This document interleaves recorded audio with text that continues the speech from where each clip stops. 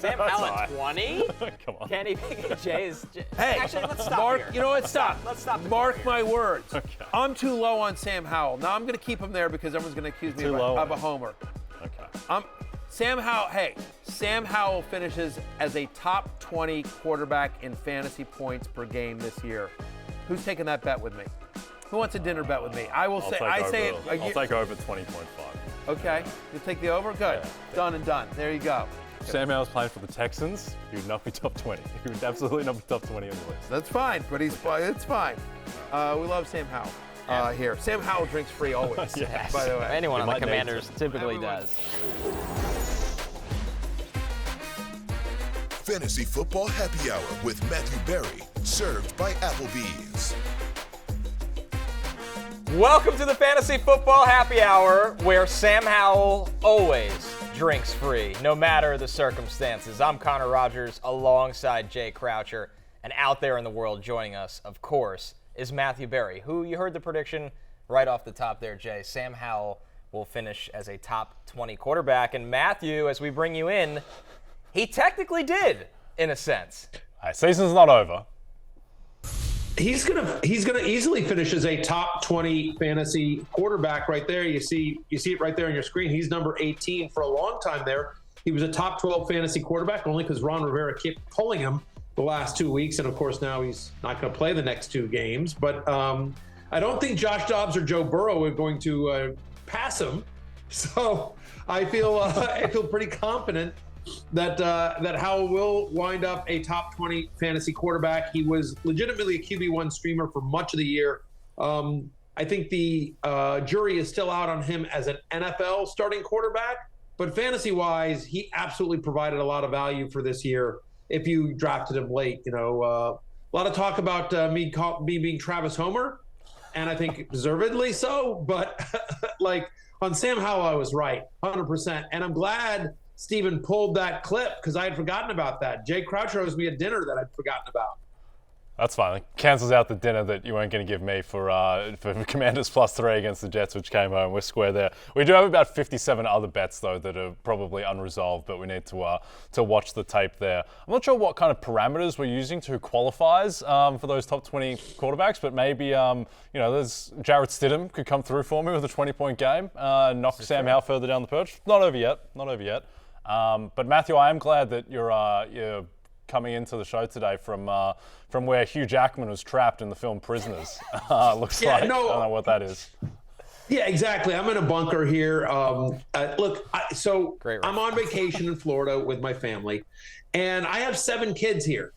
I have all 5 of my kids here, and 2 of the kids have their longtime girlfriends here. So I have 7 kids plus my wife, who's probably the loudest of them all. And so literally the only place in the entire house that I can find that is quiet is this closet. And so, yes, it definitely looks like I'm a hostage and I'm trapped. And there's so many other better backdrops that I could have had here, but literally none of them would have been like, oh, quiet, where you could hear me. And just, I thought about doing it outdoors. And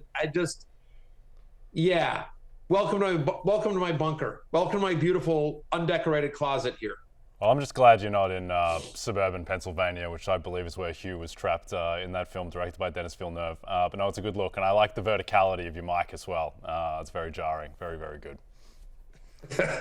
Thank you. Outdoors in Florida would have been, you never know what could happen. But we're glad you're trapped with us for the next hour here, Matthew, because it is Week 17's love-hate. And before we get there, let's jump into the Rotoworld player news. For all your player news, go to NBCSports.com because here are the notable injuries we're tracking, and there are many of them going into championship weekend. CJ Stroud returned to practice. He's been dealing with a concussion for 2 weeks now. He practiced in a limited capacity.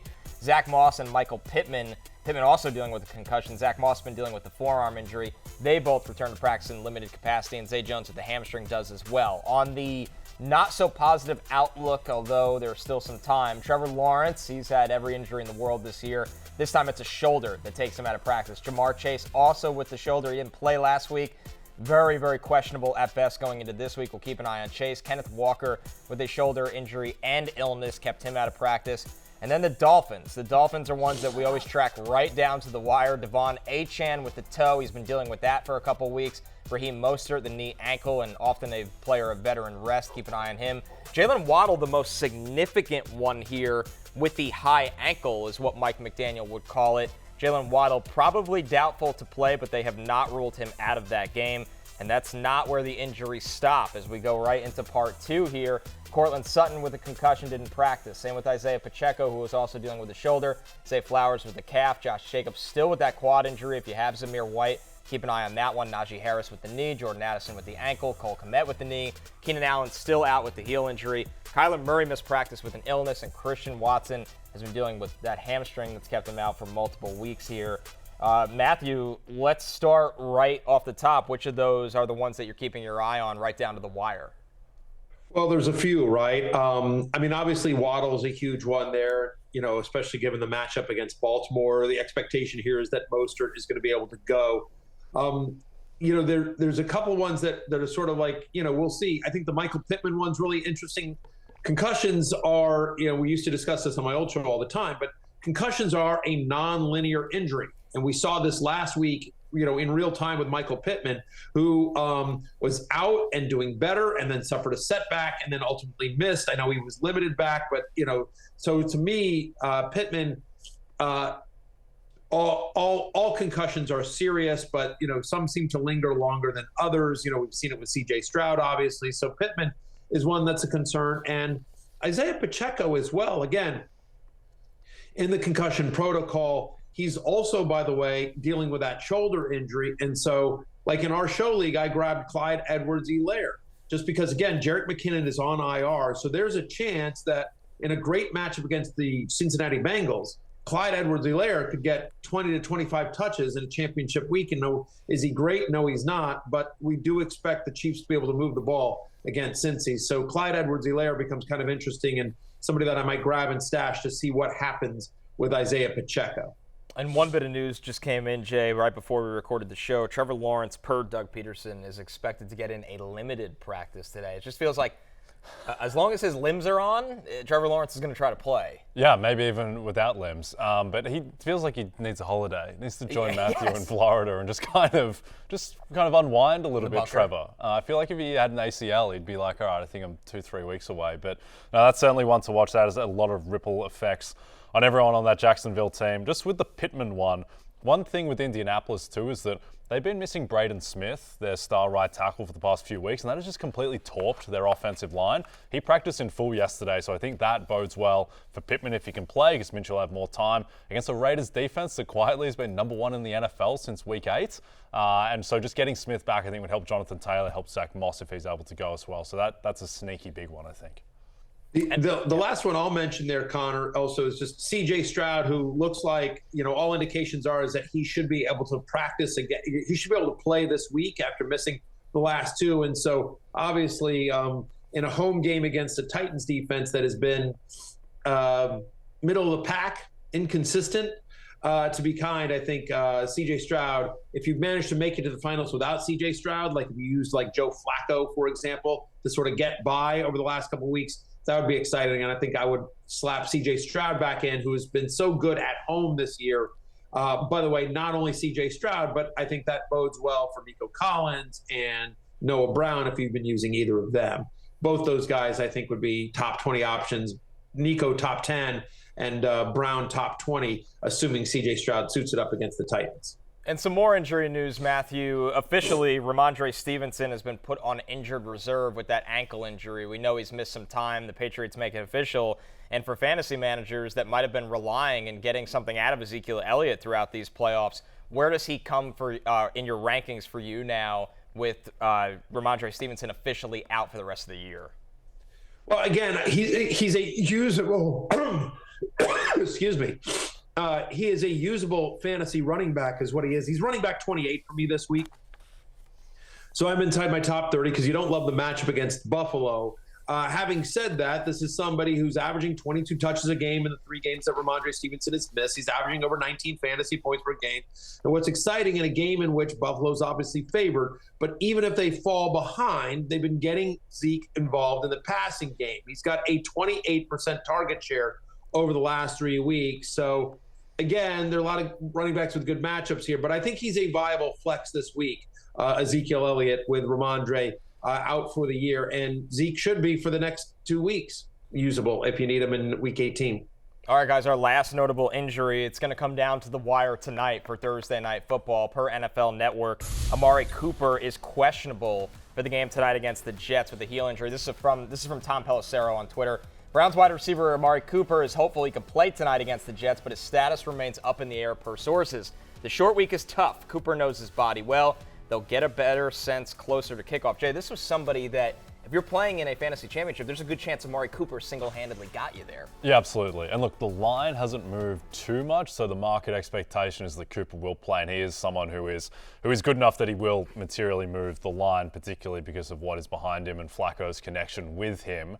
Now, with Cooper, I know it's a really difficult matchup against the Jets, but I think that's being a little bit overblown just because the Jets' defense, one, they just gave up 28 to the Commanders. They got lit up by the Dolphins without Tyreek, and I think that we focus so much on their secondary, and it is amazing. They are an elite defense, but Sauce Gardner is the superstar cornerback. DJ Reed just hasn't quite been the same guy the past few weeks, and you can speak better on this than me, Connor. And the thing is that, as we've spoken about a lot, Sauce Gardner doesn't trail guys. Like, he's got his side, DJ Reed's got his side, so just put Amari Cooper on the other side. That's the key. I would actually rather see Cooper against Reed than their slot corner, Michael Carter, who's been better than Reed for about a month now. So I'm with you all the way, Jay. Matthew, where does Cooper come in on your rankings this week, and how do you handle this? You have, once again, tough matchup, not a completely write him off entirely matchup, but also the fact this is going to come down to the wire where we don't know if he'll be limited in any capacity throughout this game. It's a tricky situation. Really tricky as well, especially given the fact is it's a tough matchup, right? Over the last 4 weeks, only one wide receiver has scored over 8 fantasy points against the Jets. Having said that, he's Amari Cooper, who's coming off of one of the best fantasy games, if not the best fantasy game of the year. Are you really going to bench a guy coming off a 50-plus point performance? He's also had a 30% target share to the last 3 games. He's had back-to-back games with over 100 receiving yards as well with Amari Cooper. I don't know. I'm at wide receiver 23. So I'm just outside my top 20, but it would be hard for me to bench. The positives are it's the Thursday night game. It's the start of the week. And so if he's inactive, then you can go ahead and bench him. I would say it just sort of depends on what your other options are. But generally speaking, the Browns have, and this is crazy, but the Browns have a legit shot at the number 1 seed in the AFC. They're one of the few teams remaining that still can potentially have the number 1 seed and make the road to the Super Bowl go through Cleveland. And so I think Amari Cooper, who it's been a couple of tough years in Cleveland. I know he had some success in Dallas, but this is a guy who started his career at the Raiders. It's been tough in Cleveland. Like, he knows the importance of this game. I'm betting, and I have no inside information here. This is just a gut call. I think he plays. And while I get the matchup, this one feels like getting too cute if you bench Amari Cooper. If he's active, he's going to be starting for me. I'm starting him in a playoff game specifically because I just can't think about, hey, I know you scored 50 for me last week, but I'm putting you on my bench this week. Yeah, and no matter the situation, we know Joe Flacco is just going to keep throwing it. Yep. So I think that gives you a little bit more confidence. Well, hoof it. Yeah, absolutely. Hoof it.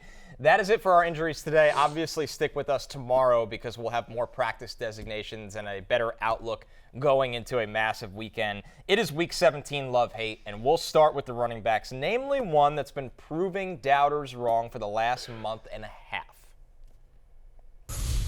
What have you been able to attribute your success, especially this season, to? I know you had been injured for a couple of games, but just to be able to have that consistency, that resilience. Just the doubters, man. Like, I've always been overlooked my whole life, so now that I'm finally on the stage that I've waited for to be on, I'm going to take every opportunity. I'm going to live it up. I'm going to let them know that, I am one of the best backs in this league. So they're going to have to, it's either you open your eyes now or you miss it. So that's just me just going out there and just loving this stuff and doing it to the fullest. That was Rams running back Kyren Williams, who, no shock, leads the love list going into this weekend. Matthew, this has been the king of volume and, in large part, the king of production, especially since he returned from injury, headlining your love list going into Week 17. Yeah, I feel a lot of similarity with Kyren Williams. We've both been overlooked our whole life. We're finally getting a shot, each of us this year. It's very exciting for both of us. And in terms of Kyren Williams, like you mentioned the volume, it's just insane. right? Every game that he's played, he's gotten at least 22 touches. He leads running backs in terms of touches inside the 10-yard line since returning. Like, not only is he getting a ton of touches, he's getting a ton of green zone touches right there as well. By the way, running backs that have seen more than 15 touches against the Giants are averaging over 18 fantasy points per game. Again, you see it there on your screen. He's never had less than 22 touches in a game this year since returning from injury, and running backs that get at least 15 against the Giants always score well. So love-hate is not necessarily about obvious, non-obvious. It's about players that we expect to exceed expectations. Kyren Williams is my number 2 running back this week. Only Chris McCaffrey is higher in the ranks for me. He makes my love list. He makes my thank you for being there. Thank you for getting me to the fantasy championship, and thank you for bringing me the title this week list as well. Kyren Williams, number 2 on the ranks and leading the love list for week 17. Jay, I mean, this is somebody this week we've briefly talked about. He could be the 2nd or 3rd running back taken in redraft leagues next year, and it's completely earned. Yeah, and I think, look, it's a good matchup against the Giants. The Rams are 5.5-point favorites. The Giants have the 26th ranked rushing defense in the league by efficiency, but it doesn't matter. Like, Kyren Williams is just the guy he is now completely matchup proof because that offense is just rolling at such a level. The offensive line, which was supposed to be a joke going into the season, now feels like a strength of the team, and with the space that Kyren Williams has with what Puka Nacua and Cooper Kupp, the attention they get on the outside, I mean, he's a superstar. He's the number 2 running back for a reason. And speaking of superstar, Jahmyr Gibbs has looked like that the second half of this season. You could see why the Lions place such a priority on this guy in the draft. He's our next running back on the love list with a matchup against the Cowboys this week. Yeah, and the Cowboys defense, you think of it as scary, but it's not a scary run defense. They really miss Jonathan Hankins, which is kind of a problem if your defense is falling apart without Jonathan Hankins. But think about what Buffalo did to them a couple of weeks ago, where they just ran the ball relentlessly, and Josh Allen only had to complete 7 passes for them to blow out the Cowboys. And now with the Lions have a better offensive line than Buffalo. They have a better running game than Buffalo. And I think that to mitigate Parsons and Lawrence getting at Jared Goff, I think they'll want to run the ball. So Jahmyr Gibbs should be an absolute monster this week, and David Montgomery should be as well. And Matthew, I think the difference here is that Gibbs is getting a lot of that red zone work despite them having Montgomery. They are finally using him the way you'd expect considering the draft capital they spent on him. Connor, there's no question. Since David Montgomery returned, this is crazy. Like, we knew how much volume he was going to get with David Montgomery out. But since David Montgomery returned, Jahmyr Gibbs is top 5 in the NFL in terms of red zone touches. Even with Monty there, they're giving the ball to Gibbs in clutch situations. Oh, by the way, since David Montgomery returned, he's the 4th best running back in fantasy, Jahmyr Gibbs. Think about that. Once David Montgomery returned, from that point forward till now, Jahmyr Gibbs is the 4th best running back in fantasy. You think about this Cowboys defense, 25th against the run over the last month. So, yeah, give me Jahmyr Gibbs as a top 7 play this week as well. For all the people that were panicking early on Jahmyr Gibbs, why was he on your preseason love list, him and Montgomery? Well, this is why. So, yeah, you're welcome, America, for both of them. Our next one here, Matthew, is essentially just who is the starting healthy running back for the Raiders. Is it Josh Jacobs? Is it Zamir White? Whichever one it is comes in on the love list against the Colts this week, and both have been great, especially since Antonio Pierce took over. And because of the holdout and, everything like that, Josh Jacobs was on the preseason hate list. I have to mention that. And I think obviously that motivated him. So you're welcome, America. Once again, you're welcome for me putting Josh Jacobs on the preseason hate list. The fact is that whoever's listen, credit to Antonio Pierce because he's got the Raiders playing at such a high level. As of this taping, it's Thursday. We told you at the top of the show, Jacobs didn't practice yesterday. He's missed the last 2. We don't know what his status is. If Jacobs can come back this week, great. But if not, Zamir White has sort of been a 1-for-1 replacement for him as well. Like, Zamir White has gotten the majority of the running back touches with Jacobs out. And whoever gets the start for Las Vegas should have a ton of success against the Colts. They've allowed at least 100 yards from scrimmage to an opposing running back in 5 of their past 6 games. They're allowing 28.5 fantasy points per game to opposing running back. That's 3rd most in the NFL. And so on the road at Indianapolis, expect the Las Vegas Raiders to feature their run game again. I mean, I thought this stat was crazy. Last week, Aiden O'Connell threw the ball for 62 yards in the first quarter and then not another yard the rest of the way. And they beat the Chiefs at Arrowhead. So Antonio Pierce and his staff know, like, you know what? If we just keep running the ball and playing great defense, because that's what the Raiders are doing these days, good things are going to happen. And so with the Raiders still alive, still in the hunt, I expect them to feature the run game heavily. Whoever's the Raiders starting running back is going to be a top 10 play for me this week. Yeah, favorable matchup against Indianapolis. They could not tackle anything against the Falcons, and spoke about this yesterday. If you get past Grover Stewart, their best defensive tackle in terms of stuffing the run, then it's just a free-for-all because no one else on the team can tackle, seemingly. So it's a very favorable matchup. This Colts defense, they've spoken about this. They sell out to stop explosives because they don't want to expose their young cornerbacks without help, so they stay back, and you can run the ball on Indianapolis. And I suspect that certainly based on what the Raiders did against the Chiefs, that the Raiders will emphasize the run. That line is Indianapolis minus 3.5, which is feels a little big for me, given that they were just 3-point dogs to Atlanta and got blown out. So I'm not too sure about that one, but I think the Raiders will have success running the ball. A couple others receiving votes this week at running back: DeAndre Swift, Aaron Jones, and Jaylen Warren all make the list here. Matthew, Swift as a top 15 play against that Arizona defense. Yeah, I mean, that's the key, right? I mean, the concern with Swift, they don't use him in the passing game. And if they get, to the 3-yard line, it's going to be the brotherly shove. So he gets vultured a lot. Having said that, no team in the NFL gives up more fantasy points per game to opposing running backs than the Arizona Cardinals. And teams that face Arizona this year are averaging over 26 running back carries a game. So DeAndre Swift should have a lot of success against the Cards. Aaron Jones, look, the Packers are so banged up at the pass catcher position as well. And so Jones, who's had at least 17 touches in back-to-back weeks, he looked great against Carolina. Not that he could get into the end zone in a playoff game that I lost by less than 6 points and had Aaron Jones starting. Like, could you have gotten him into the end zone? Like, would that have killed you? But either way, Jones looks good. He is running well. I expect them to lean on him against a Vikings defense that's given up 100 yards from scrimmage to a running back in 3 of the past 4. And then finally, Jaylen Warren. It's worth noting Seattle's a bottom 2. They're the 31st ranked run defense. They're bottom 2 in the NFL over the last 4 weeks. Jaylen Warren's starting to get a little bit more run recently as well. His 2 highest snap rates of the season have been the last 2 weeks as well. Also back-to-back games with a 20% target share. Mason Rudolph, not scared to dump it off. So Jaylen Warren, I think, is a viable flex this week. Yeah, I think DeAndre Swift is the interesting one of those guys, just because we spoke about this last week. Like, Philadelphia all season, they just haven't been blowing anyone out. No. Last year, they were destroying teams and were in positive run scripts all the time.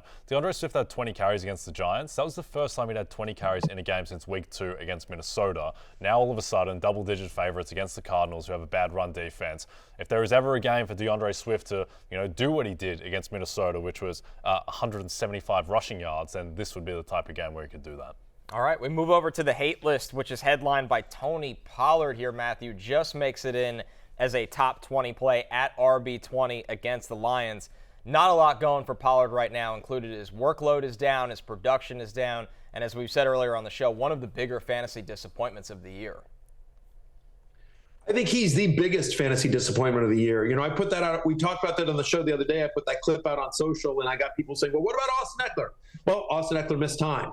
And, oh, by the way, he's been better fantasy-wise. And they'd be like, well, what about Justin Jefferson and Jamar Chase?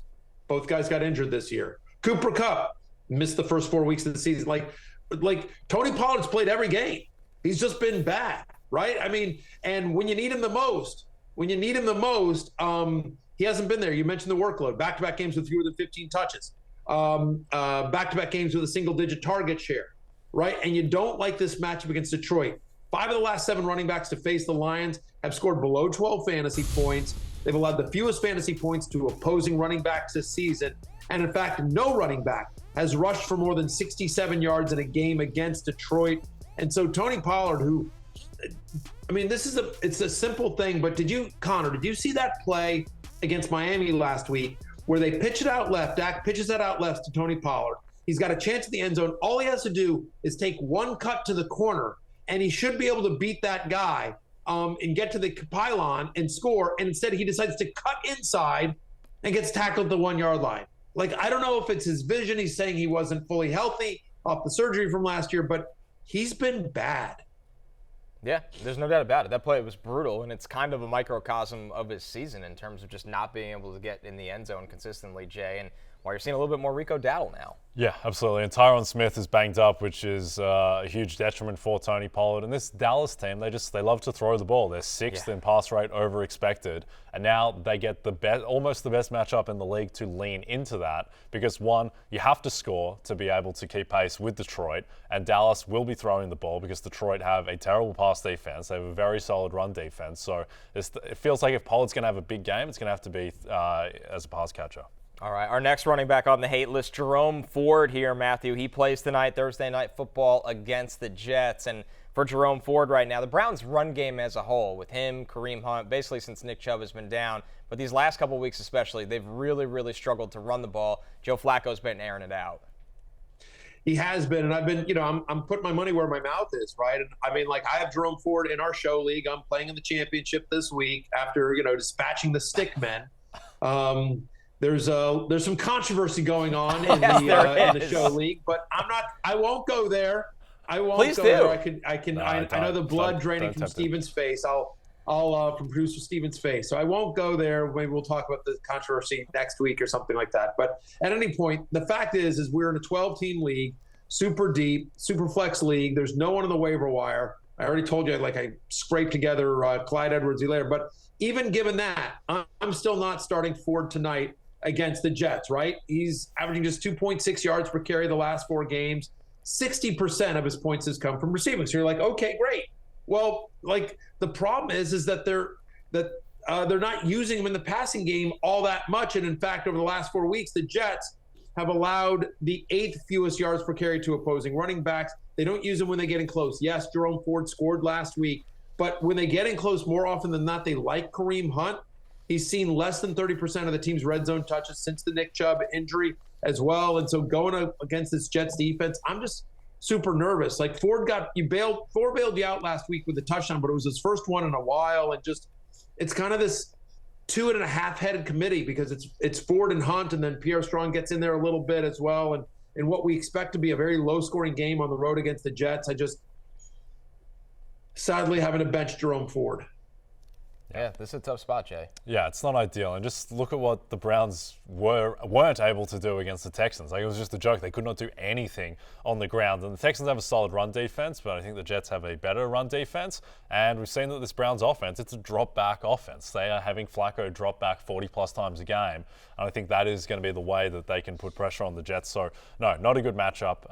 And if you can bench Jerome Ford, then you probably should. Yeah, and I think with Ford, his best ability is his outside running, and the Jets with Quincy Williams, who might be the all-pro linebacker this year, they could stop the outside run. It's the downhill running, Kareem Hunt, for instance, that you worry about with the Jets. So I totally agree with Ford making the hate list. Our last one, Matthew, for running backs on the hate list, Gus Edwards, who it felt like every single week for a long stretch of the season he was scoring a touchdown. The problem is when he stops scoring touchdowns, he's not very effective in fantasy.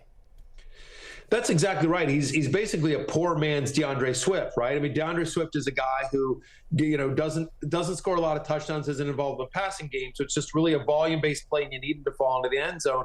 Whereas with Gus Edwards, he doesn't even really get the volume that much, right? Since week 9, he's only had 40%, one game. He's had one game with more than 40% of the team's rushing attempts. They've got Justice Hill. They were using Keaton Mitchell for a while before his injury, but now they've got Justice Hill, and of course Lamar is always a threat to run the ball. They're opening up the passing offense more as well. And so Gus Edwards, who's not involved in the passing attack, I know he caught that one ball for 46 yards, on kind of a broken down play against San Francisco last week. But generally speaking, they don't use Gus Edwards in the passing attack. And so he's very, very much touchdown dependent. So it's a little bit like, how lucky do you feel? Do you think Gus Edwards falls in the end zone? And if he doesn't, it's going to be single-digit fantasy points. It's worth noting that since week 5, no team in the NFL allows fewer fantasy points per game to opposing running backs than the Miami Dolphins. You saw them shut down Tony Pollard last week as well. It's a very, very good defense as well. And so Gus Edwards, who has a target share below 3% since week 9, he's a touchdown dependent, flex. And this week, championship week, I just think it's getting too cute unless you're desperate. He's my running back 35. Yep, I agree there. And I think that one of the most underrated things about the season is just how good this Miami defense has been since Jalen Ramsey came back in Week 8. Since that point, the Dolphins have the number 2 defense in the NFL. They're 4th against the run, 3rd against the pass. This is a very complete defense. Now, they've had a pretty easy schedule, but they still did play the Chiefs and the Cowboys in that stretch, but not a good matchup for Gus Edwards. Find another way to celebrate the holiday season by being a part of Premier League festive fixtures. We are in the midst of 29 matches over 13 days on NBC, USA, and Peacock. So wrap up 2023 by checking out all the thrilling moments across the pond. From creative set pieces to scorching shots and amazing saves, it's the gift that keeps on giving. We're taking our first break. When we're back, love-hate continues. Pass catchers and quarterbacks right after this.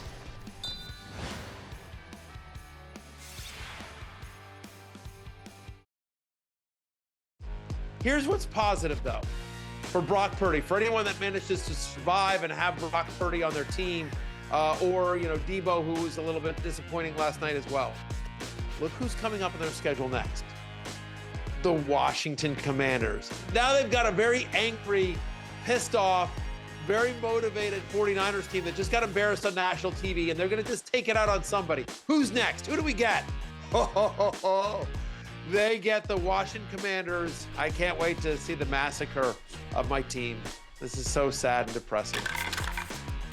Love-hate pass catchers. Obviously, that was Matthew at the top, ready for the Niners offense against the Commanders, Matthew, and that's why Deebo Samuel, who's had an interesting week in the news, him and Cam Newton, Deebo Samuel leads the love list for pass catchers. He does. A lot of people are like, you know what, Barry? You have so many stats about the Commanders and how bad they are this year. Surely you must have run out by now. No way, Monfrey. Absolutely not. I have many other bad stats about the Commanders. They've allowed the second most receptions of 25 yards or more this season. Since week 10, they allow a league-high 44.1 fantasy points per game to opposing wide receivers. Exactly. They are the 26th worst pass defense over the last 4 months. In fact, no team has given up more points, just in terms of total points, over the last 4 weeks than my Washington Commanders. Like, you can score against them in many, many ways. And friend of the podcast, friend of the show, two-time friend of the show, Deebo Samuel, should do that early and often against my Commanders. He's had at least a 27% target share in 4 of the past 5 games as well. Don't forget that Ron Rivera is going to be calling the plays in this one. He doesn't know what he's doing. So anyway, they're just, this is going to be, I think this is going to be ugly. Yeah. Look, we need to lose this game, Commanders. We need to lose this game. We came close against the Jets of winning. Stop it. We need a top 3 pick. You guys know what to do. You understand the assignment, Ron. Understand their assignment, Washington. Deebo's going to have a big week. He's my wide receiver 6. Yeah, there is no better hangover cure drink than the Washington Commanders. Some are calling the Washington secondary liquid IV. Yes. For Deebo and co. And couldn't ask for a better spot for Brock Purdy to get right. And Deebo should be a big beneficiary. All right, our next one on the love list here, Nico Collins. Jay, for Matthew, he comes in as wide receiver 8. We know what the Collins-Stroud connection can do, and it's looking like promising news for Stroud returning to practice, and that means good news for Nico Collins. Yeah, D'Amico Ryan said that C.J. Stroud is in stage 4 of the concussion protocol, and there are only 5 stages, so you would expect that he is likely going to play. Certainly the spread, which is around Texans -5.5 now, so that certainly indicates that Stroud is going to play. And we haven't seen much of Nico Collins with CJ Stroud without Tank Dell, but I think we're going to see that this week most likely, and just he should get a supreme target share against the Tennessee defense that just doesn't have any people left. Like, Jeffrey Simmons is on IR, they're really banged up, obviously traded buyout earlier in the season, so this is a very friendly matchup against a pretty weak secondary, and Nico Collins should feast. To your point, Jay, they've allowed the 5th most fantasy points to opposing wide receivers. The Titans have as well. And so this game is at home, as we talked about, where C.J. Stroud and Nico Collins have both played very well. In his games at home so far this season, Nico Collins averaging 23 fantasy points per game. Every touchdown he's scored this year has come at NRG Stadium, and that's where they're going to be playing on Sunday as well. So Nico Collins, who is averaging 23 points per game at home, as we talked about, and with C.J. Stroud under center, weeks 1 through 13, all the full games that Nico Collins played with C.J. Stroud under center, he's wide receiver 9 on a points per game basis for the season. He comes in at wide receiver 8 for me this week. I have Nico in a matchup. I'm in the finals in my longest running fantasy league. I'm in a league with all the guys I went to college with. It's a keeper league that we've had for literally over 30 years, and I'm in the finals. I co-own a team with my college roommate. We really enjoy it, and Nico Collins will be starting for the Parrot Heads, which is our team, as you can imagine. Not too far behind him, Matthew, Chris Olave, who in his return has looked really, really good. And on top of that, he gets a great matchup against the Bucs in Week 17. Look, since Week 6, Chris Olave has had only one game with fewer than 8 targets. Only one game where he hasn't gotten at least 8 targets. Why does that matter? Because wide receivers that have seen at least 7 targets against the Buccaneers are averaging over 18 fantasy points per game. No team in the NFL has given up more yards to wide receivers. They've also given up the 4th most fantasy points. So Chris Olave should have a huge game. I have a top 10 play against the Buccaneers because, by the way, the Bucs are playing red hot too. I think this game has sneaky shootout potential as well. I know that the Saints usually have a pretty good defense, but I like the over in this game, which I think is at 42.5. The last time I looked, it was 42.5.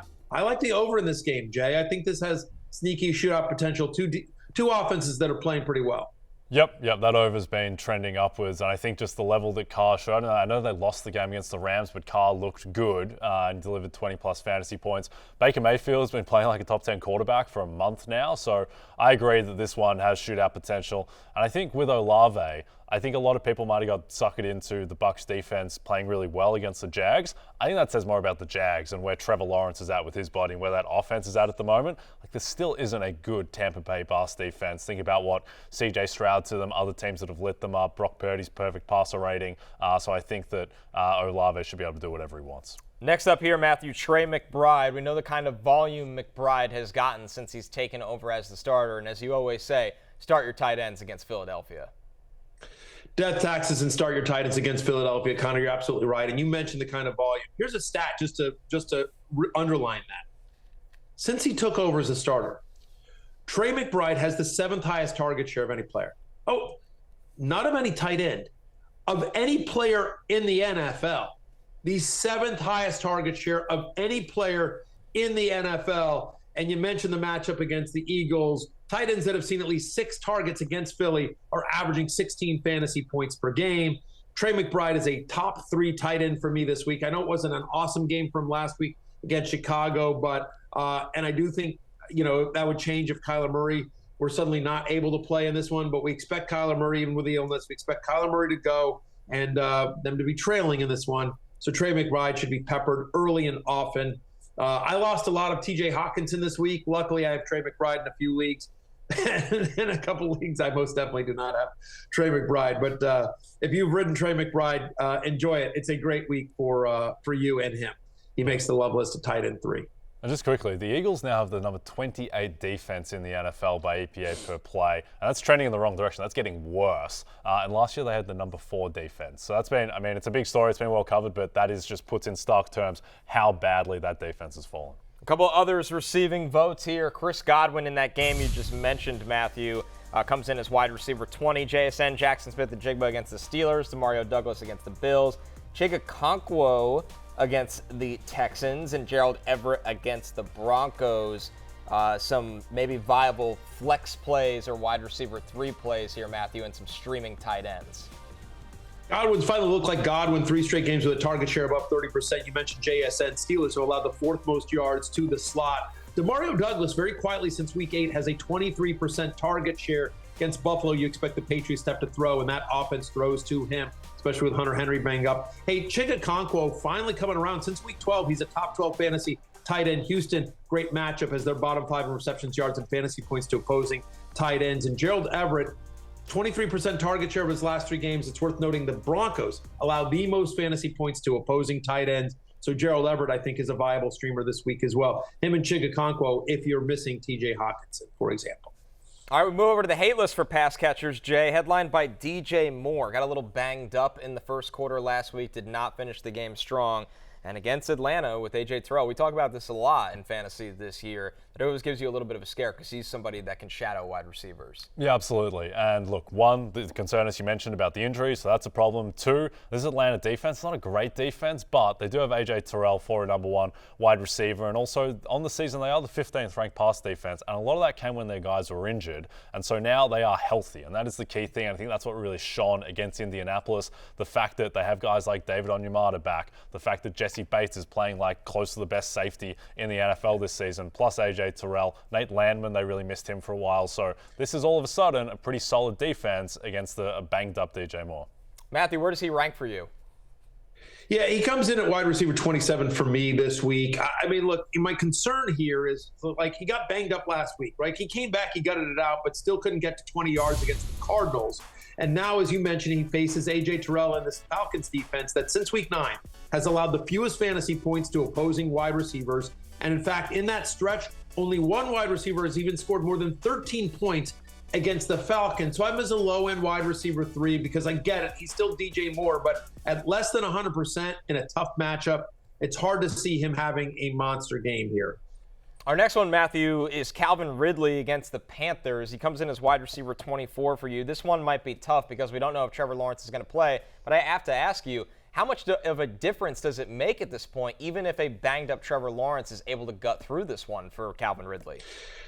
Yeah, I mean, I don't think it's ideal. Honestly, I still think a less than 100% Trevor Lawrence is better than C.J. Beathard, which is who they would have here. But I agree with Jay's comment from early in the show, which is like it was more about the Buccaneers. It was less about the Bucs defense and more about the ineptitude of the Jaguars offense at the moment than anything else. And so with Lawrence, who's either going to be less than 100% or C.J.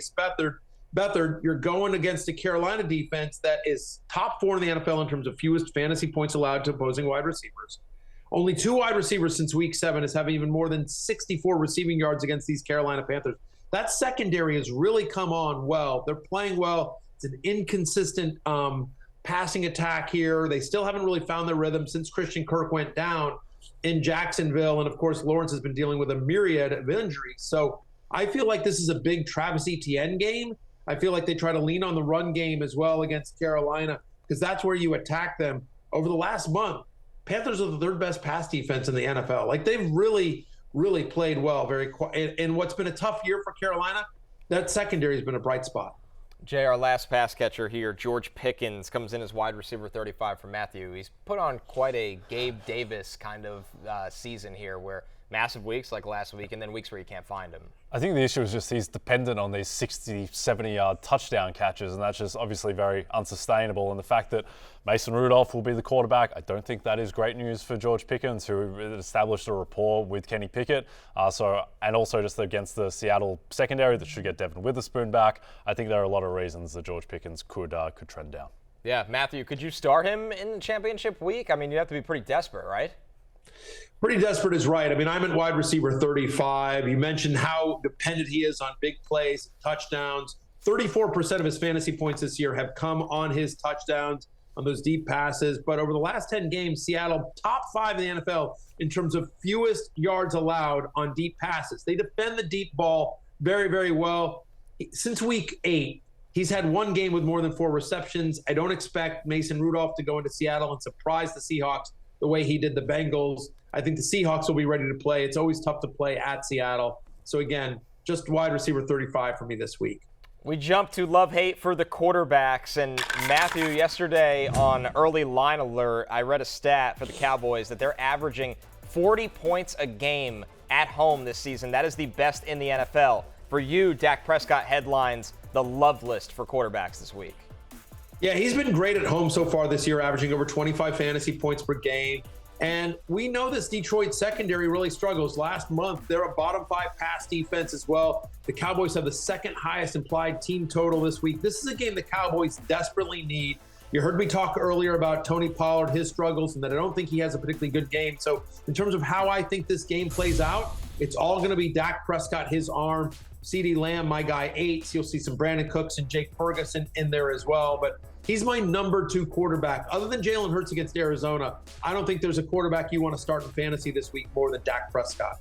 Jay, is there any way he could get back in the MVP conversation, or is that completely done? I just think the issue for him is he just doesn't have the high leverage spot. Like, he doesn't get to play Lamar Jackson. He doesn't get to play Josh Allen again. So I think it's going to be difficult for Dak. On merit, I think he should be top 3. Just his stats are incredible. And I thought that even though they lost the game and his stats weren't amazing against Miami, I thought he was magnificent in that game. The way that he absorbed the pass rush from the Dolphins, he was constantly under pressure, led them down the field for the game. Well, it looked like it was going to be the game-winning drive. And it just shows how silly MVP can be, that if Micah Parsons gets a strip sack on that final Miami drive, then Dak Prescott's the second favorite for MVP. He's got nothing to do with that. He did everything that he could in his power, but very favorable matchup against the Lions, certainly. Speaking of favorable matchup, Brock Purdy, Matthew, against the Commanders. Purdy coming off, obviously, a disastrous game, but he comes in as a top 5 quarterback for you because of the matchup this week.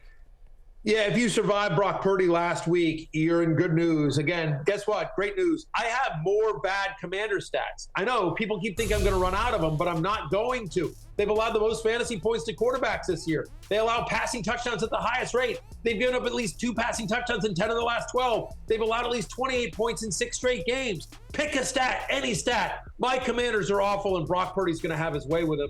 He's my 5th-ranked quarterback this week. All right, Jay, our next one here, Kyler Murray. He comes in as a top 10 quarterback for Matthew. He's got the Eagles. And with Kyler, since the return of injury, the rushing is still a factor here. Yeah, he's just such a threat when they get in close to the end zone. And I think the key is here, just like we mentioned, the Philadelphia pass defense is just completely drawing dead at the moment. So Kyler Murray, justifiably a top 7 quarterback this week. Since week 8, I mean, we've talked about this Eagles defense. They're allowing 23.4 fantasy points per game to quarterbacks. Again, that's the most in the NFL since week 8. No one gives up more points to opposing quarterbacks. They're also allowing touchdown passes at the 3rd highest rate.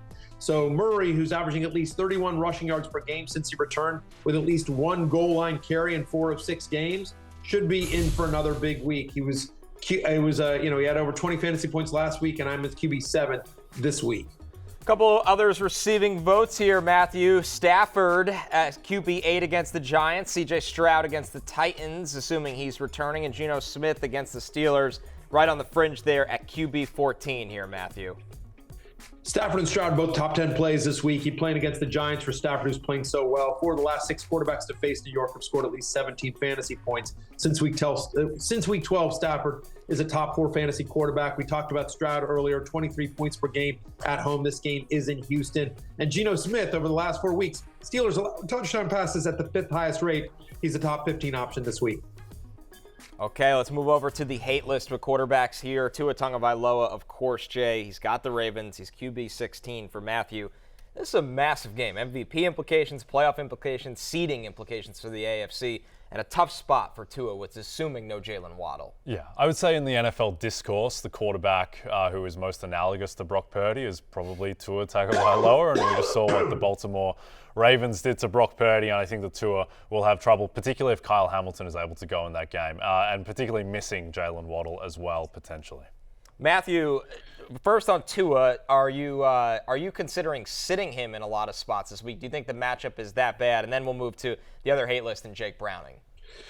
Well, certainly if Jaylen Waddle's not going to play, he wasn't spotted at practice today. So again, that is significant. If Jaylen Waddle can't play against a Ravens defense that, by the way, have already allowed the fewest passing touchdowns this season, only 2 quarterbacks have scored at least 17 fantasy points against Baltimore. We just saw them destroy a red-hot Brock Purdy. So Tua's just QB 16 for me. If I had a better option, I would certainly consider it.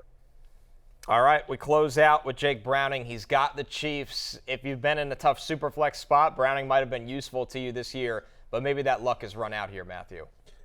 Once in their past 7 games, literally once in their past 7 games, have the Chiefs allowed multiple touchdown passes as well. They're a top 3 pass defense on the year. Since in the last 7 games, they're averaging under 15 fantasy points allowed to opposing quarterbacks. So again, probably don't expect Jamar Chase in this game. I think Browning is merely a low-end QB2 option. He's QB 20 for me this week.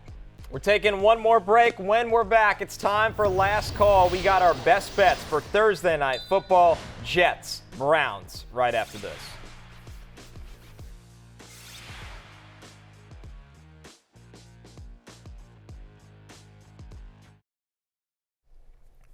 Don't forget, on DraftKings Sportsbook this season, new customers can bet $5 and pocket $150 in bonus bets instantly. Plus, all customers can get a no-sweat same-game parlay every day. Download the app and use the promo code Barry when you sign up. DraftKings Sportsbook, the crown is yours. It is time for last call. Let's take a look at the most bet player props for Thursday Night Football, courtesy of our friends at DraftKings. Joe Flacco passing touchdowns over 1.5 is number one. That's a plus 145. Flacco's over on passing yards, 230.5. That is at number 2. Amari Cooper receiving yards over. David Njoku receiving yards over. Joe Flacco interceptions thrown over 0.5. A board full of the Browns offense. Jay, are you pivoting to maybe the Browns defense? Indeed I am, Connor. Going with Myles Garrett over 0.75 sacks. So basically to record a full sack at minus 145. Now the price is already on the move. But here's the thing with Myles Garrett. I know he hasn't had a sack in the past 4 weeks, but the past 3 weeks, he has been magnificent. He's had 26 pressures in the past 3 weeks without a sack. He sacked Trevor Lawrence on a 2-point attempt that doesn't count as a sack. So I think against the Jets offensive line, Jets likely trailing in this game as 7.5-point dogs. I think Myles Garrett will end America's nightmare and get a sack at last. Matthew, what are you looking at in this messy Thursday night matchup? Well, you never like to, be on the same side as the public, but I actually am in this one. I'm taking the over on David Njoku receiving yards as well. He's averaging over 9 targets a game with Joe Flacco under center. 49.5 is the number. He's hit this number in 5 of the last 7 games. And you think about sort of how this game plays out. DJ Reed and Sauce Gardner on the corner, so you try to attack the middle of the field, especially with Amari Cooper at less than 100% of potentially missing this game. Give me the over on 49.5 receiving yards for David Njoku, who has become a go-to guy for Joe Flacco. All right, guys, 2 for you here. Browns under 21.5 points. I don't think they need to score a lot in this game against Trevor Siemian. This is one where they could win 17-3, 17-6. Browns offense, they've been airing it out. Don't think that's the script for this one. And then Bryce Huff, a half sack, plus 170 if you want some value. The Breece Hall receptions market has been surging, so that's usually a fun one, but not tonight. Before we go, Matthew, I know you'll be off tomorrow, so I want to wish you a early happy birthday, and I suggest everyone to do the same. Happy birthday, Happy Matthew. birthday, Matthew. Thank you. Yes. Thank you. At this time tomorrow, I intend to be very drunk. And it won't be here. I'm spending it quietly with my family, honestly. We're just going to hang out and just very kind of quiet, reflective birthday. I'm really enjoying it. So I appreciate you guys. Thank you to everyone on the show. And I'll see you Sunday morning for Fantasy Football Pregame. I'll be back for that. All right, an early happy birthday to Matthew. Make sure you wish him that. For him, for Jay, I'm Connor. We will be back tomorrow with Lawrence at 12 p.m. Eastern Time on Peacock. Hey, it's Matthew Berry from NBCSports.com and Rotoworld.com. And I want to thank you so much for watching whatever it is you just watched. Or if nothing else, being too lazy to click out of the autoplay after this video started, after whatever it is you actually wanted to watch finished. But now that you're here, I'd like to take a moment here to ask you respectfully now, okay? I'm asking you respectfully to subscribe to the NFL on NBC YouTube channel. You'll get the latest Rotoworld fantasy news headlines, all sorts of great shows, including my own Fantasy Football Happy Hour. So go subscribe now. Again, I'm asking respectfully.